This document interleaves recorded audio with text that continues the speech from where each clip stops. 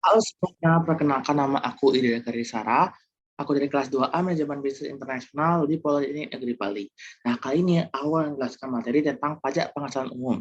Di mana pajak penghasilan yang akan dibahas ialah PPh pasal 21 dan 26, PPh pasal 22, PPh pasal 23, dan terakhir adalah PPh pasal 24. Nah, sebelum masuk ke dalam pasal-pasal tersebut, ada baiknya kita perkenalan materi dulu tentang pajak penghasilan umum. Oke, disimak ya. Nah, yang pertama di pajak penghasilan umum itu adalah dasar hukum pajak penghasilan umum. Oke, saya tahun 1984, PPh dipungut berdasarkan UU Nomor 7 Tahun 1983 tentang PPh. Nah, di mana PPh ini mengalami 3 kali perubahan. Yang pertama, dikeluarkannya UU Nomor 7 Tahun 1991, kedua dengan UU Nomor 10 Tahun 1994, dan yang ketiga dengan UU Nomor 17 Tahun 2000. Dan terakhir, UU Nomor 36 Tahun 2008. 3 kali mengalami perubahan ya. Yang terakhir 36 Tahun 2008.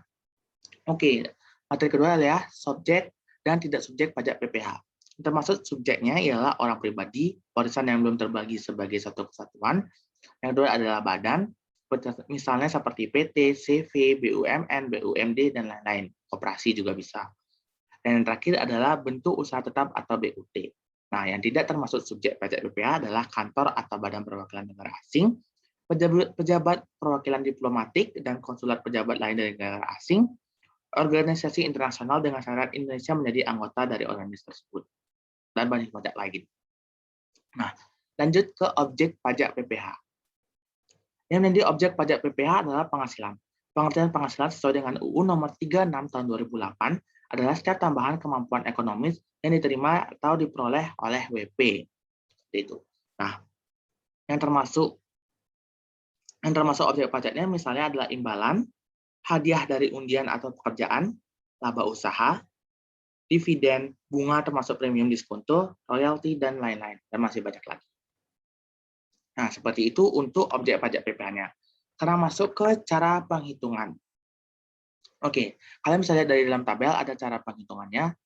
Aku akan jelaskan sedikit aja. Yang pertama itu adalah 54 juta itu untuk diri WP, 4.500.000 untuk tambahan WP yang kawin, 40.500.000 lagi untuk yang memiliki anak, dan 54 juta lagi untuk istri yang penghasilannya digabung dengan penghasilan suami. Itu untuk penghasilan tidak kena pajak WP orang pribadi dalam negeri. Lanjut ke tarif pajak PPh umum. Besarnya tarif PPh untuk WP dalam negeri menurut UU Nomor 36 Tahun 2008 adalah sebagai berikut. Sampai dengan 50 juta 5%, di atas 50 juta sampai dengan 250 juta itu 15%, di atas 250 juta sampai dengan 500 juta itu 25%, di atas 500 juta itu 30%. Itu untuk WP orang pribadi dalam negeri. Oke, seperti itu untuk pengenalan secara singkat dari pajak penghasilan umum. Lanjut ke PPh pasal-pasalnya nih guys. Oke, ini yang kalian pasti tunggu-tunggu. Nah, di sini ada PPh pasal 21. Sama juga seperti yang tadi ada dasar hukumnya. Jadi PPh pasal 21 adalah pajak atas penghasilan berupa gaji, upah, honorarium, tunjangan, dan pembayaran lain dengan nama dan dalam bentuk apapun sehubungan dengan pekerjaan atau jabatan dan jasa. Nah, ada juga wajib dan tidak wajib pajak PPh pasal 21. Yang termasuk dalam wajibnya ialah pegawai, penerima uang pesangon, pensiunan, dan uang manfaat pensiunan. Yang ketiga adalah bukan pegawai yang menerima penghasilan sehubungan dengan pekerjaan jasa. Misalnya ada tenaga ahlinya itu seperti notaris, konsultan, dokter, kemudian ada pemain musik, pembawa acara, dan olahragawan. Itu. Nah, yang bukan wajib pajaknya itu adalah pejabat perwakilan diplomatik dan konsulat atau pejabat dari negara asing. Seperti itu. Nah, di sini ada juga bukan objek pajak PPh pasal 21. Tidak termasuk dalam pengertian penghasilan yang dipotong pajak penghasilan pasal 21 adalah yang pertama, pembayaran manfaat atau santunan asuransi dari perusahaan asuransi sehubungan dengan asuransi kesehatan. Kedua adalah penerimaan dalam bentuk natura atau kenikmatan dalam bentuk apapun diberikan oleh WP atau pemerintah, termasuk PPh yang ditanggungnya. Yang ketiga adalah iuran pensiun yang dibayarkan kepada dana pensiun yang pendiriannya adalah disahkan oleh Menteri Keuangan. Seperti itu untuk bukan objek pajak PPh pasal 21. Nah, kita lanjut ke biaya jabatan dan pensiunan. Ini kalian bisa lihat di sini untuk biaya jabatan yang besarnya adalah 5% dari penghasilan bruto, tinggi-tingginya 500.000 sebulan atau 6 juta untuk setahun. Yang kedua adalah biaya pensiun yang besarnya adalah 5% dari penghasilan bruto yang setinggi-tingginya 200.000 sebulan atau 2.400.000 untuk setahun. Kalian bisa screenshot dan kalian bisa catat ya. Lanjut ke besarnya penghasilan. Penghasilan tidak kena pajak KPH pasal 21. Kalian bisa screenshot dan kalian bisa catat. Di sini aku akan jelasin sedikit saja. Ini sama dengan yang di sebelumnya tadi itu 54 juta untuk diri WP, 4.500.000 untuk tambahan WP kawin, 4.500.000 lagi untuk tambahan anggota keluarga WP maksimal 3 orang, 54 juta lagi untuk istri yang bekerja. Nah, lanjut ke PTKP PPh pasal 21 per bulan. Itu untuk per tahun dan ini untuk per bulan, itu 4.500.000 untuk DWP, 375.000 untuk tambahan WP kawin, 375.000 lagi untuk anaknya, dan 4.500.000 lagi untuk tambahan apabila istri bekerja. Itu yang tadi pertama per tahun dan ini per bulan. Oke, kita next langsung ke PPh pasal 26. Nah, PPh pasal 26 terdapat yang pertama adalah pengertiannya nih. Pengertiannya ialah pajak penghasilan atas penghasilan yang diterima atau diperoleh wajib pajak luar negeri dari Indonesia selain penghasilan usaha yang diperoleh melalui BUT di Indonesia. Ini aku udah buatin di sini. Lanjut ke wajib pajaknya. Wajib pajak yang pertama itu pertama ada pegawai. Kedua adalah penerima uang kosongan pensiunan atau manfaat pensiunan. Yang ketiga adalah penerimaan bunga termasuk premium, diskonto, dan imbalan. Keempat adalah penerimaan royalti. Ada wajib dan juga ada pun yang dikecualikan nih. Misalnya adalah pejabat perwakilan organisasi internasional yang ditetapkan dengan keputusan Menteri Keuangan dengan syarat bukan warga negara Indonesia atau warga negara asing lah bisa dibilang ya. Nah, lanjut ke pemotongan pajaknya. Siapa saja sih yang diberikan pemotongan pajak pasal 26? Nah, yang pertama adalah pemberi kerja. Yang kedua adalah bendaharawan atau pemegang kas pemerintah. Yang ketiga adalah dana pensiunan. Yang keempat adalah orang pribadi yang melakukan kegiatan usaha. Yang kelima adalah penyelenggara kegiatan. Dan keenam adalah BUT dan perwakilan perusahaan luar negeri lainnya. Seperti itu, guys. Oke, kita lanjut ke objek pajak PPh pasal 26. Nah, penghasilan yang dipotong pajak pasal 26 terhadap wajib pajak luar negeri di Indonesia adalah meliputi penghasilan berikut. Misalnya, royalti, hadiah dan penghargaan, imbalan sehubungan dengan jasa teknik, jasa manajemen, konstruksi, konsultan, dan jasa lainnya. Kemudian ada juga bunga termasuk premium diskonto dan imbalan sehubungan dengan jaminan pengembalian hutang atau kalian bisa lihat di sini ya. Ada juga lanjut ke tarif pajak pasal 26. Di sini sudah aku ringkas. Jadi di sini aku akan jelaskan sedikit. Yang pertama adalah pegawai, itu rumusnya 20% dikali PH bruto final.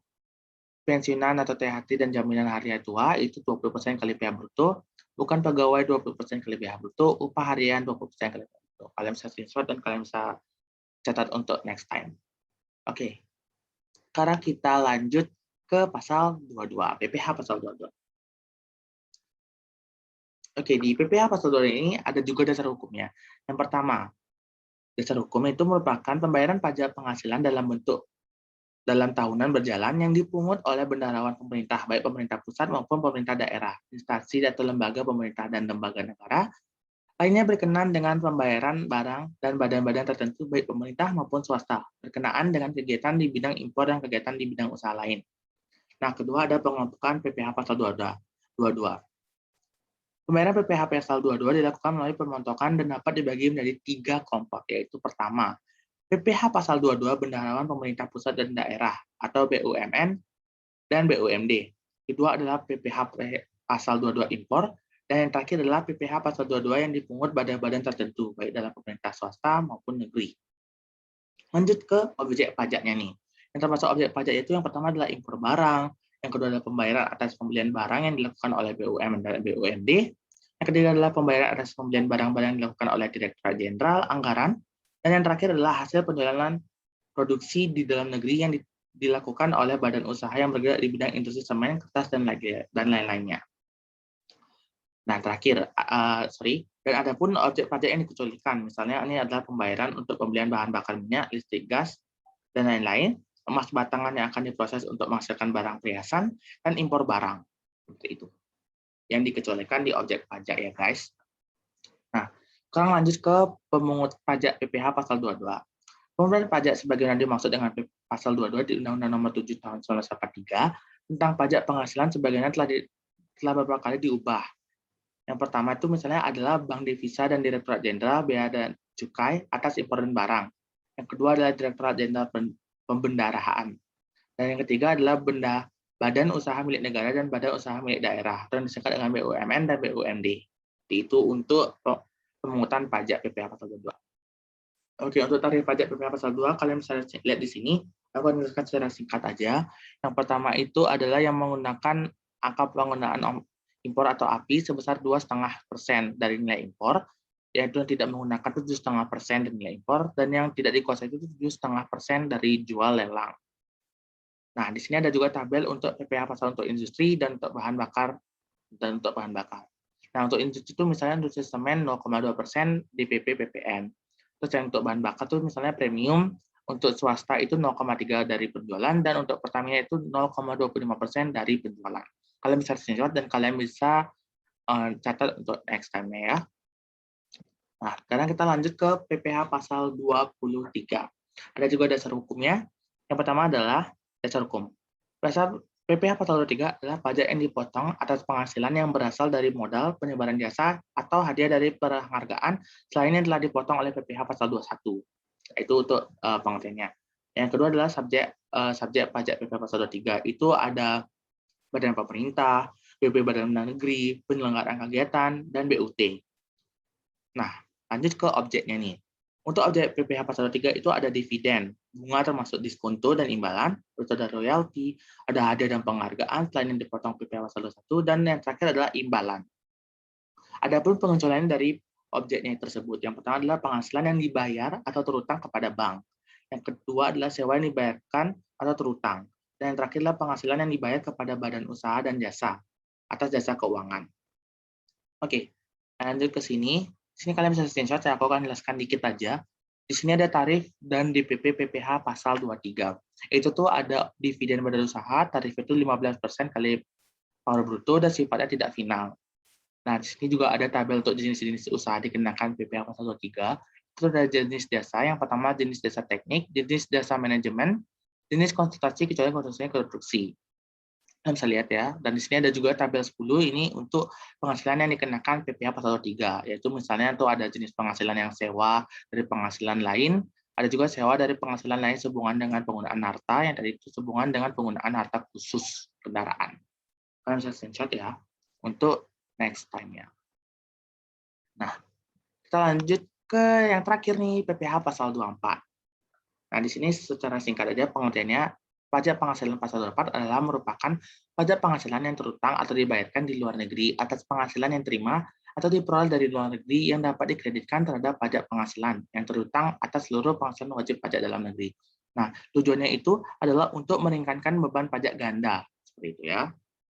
Next ada penggabungan penghasilannya. Untuk penggabungan penghasilan yang berasal dari luar negeri dilakukan sebagai berikut. Yang pertama, penghasilan dari usaha dilakukan dalam tahunan pajak diperoleh penghasilan tersebut. Yang kedua adalah penghasilan lainnya dilakukan dalam tahun pajak diterimanya penghasilan tersebut. Dan yang terakhir adalah penghasilan berupa dividen yang diperoleh wajib pajak dalam luar negeri. Seperti itu. Dan yang terakhir adalah batas maksimum kredit. Batas maksimum kredit diambil yang terendah dari unsur atau perhitungan berikut ini. Pertama, jumlah pajak yang terutang atau dibayar di luar negeri. Yang kedua, penghasilan luar negeri atau seluruh penghasilan kena pajak dikali PPh atas seluruh penghasilan yang dikenakan tarif pasal 17. Dan terakhir adalah jumlah pajak yang terutang untuk seluruh PKP. Dalam hal PKP adalah hal lebih kecil daripada penghasilan dari luar negeri. Nah, jadi bisa dibayangkan lah ya, batas maksimum kreditnya. Oke, jadi sudah selesai dalam pembahasan kali ini. Diharapkan video ini dapat mengedukasi penonton sekalian, dan maaf banget jika ada salah kata atau kata yang mungkin berbelit. Aku minta maaf, dan semoga video ini bisa bermanfaat untuk kalian semua. Oke, thank you for watching and see you on the next topic again. Bye-bye.